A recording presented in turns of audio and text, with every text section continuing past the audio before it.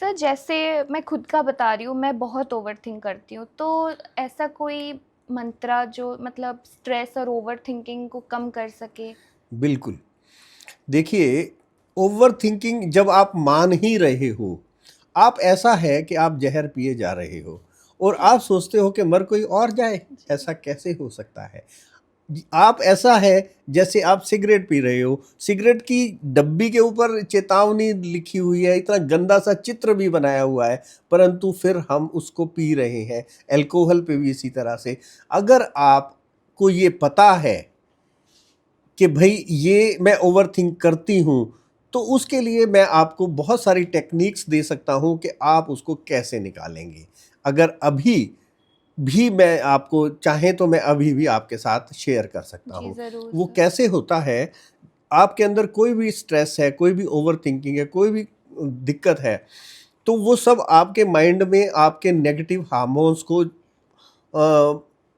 ला रही है, प्रोड्यूस कर रही है, आपके सारे नेगेटिव हार्मोन्स बन रहे हैं उससे। तो उससे आपकी ना केवल केमिकल बॉडी, केमिस्ट्री, फिजिक और आपका काम करने का तरीका सब कुछ नेगेटिव हो जाता है। जो आप काम करते समय थकावट ज़्यादा होती है, आप ज़्यादा जल्दी बूढ़े हो जाते हैं, एफिशिएंसी कम हो जाती है, इम्यूनिटी कम हो जाती है, ये हो गए इसके दुष्प्रभाव।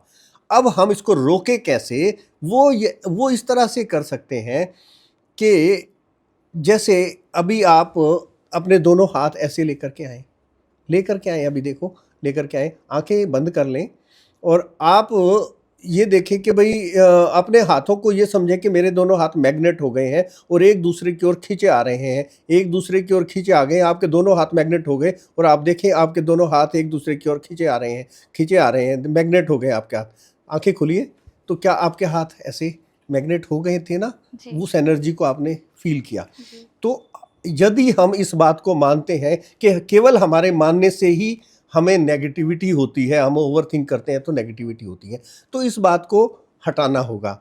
Knowing is knowing and doing is doing, knowing can never be doing. आपको ये बात तो समझ आती है कि आपके नेगेटिव थिंक करने से आपको नुकसान हो रहा है। अब पॉजिटिविटी में कैसे बदलें?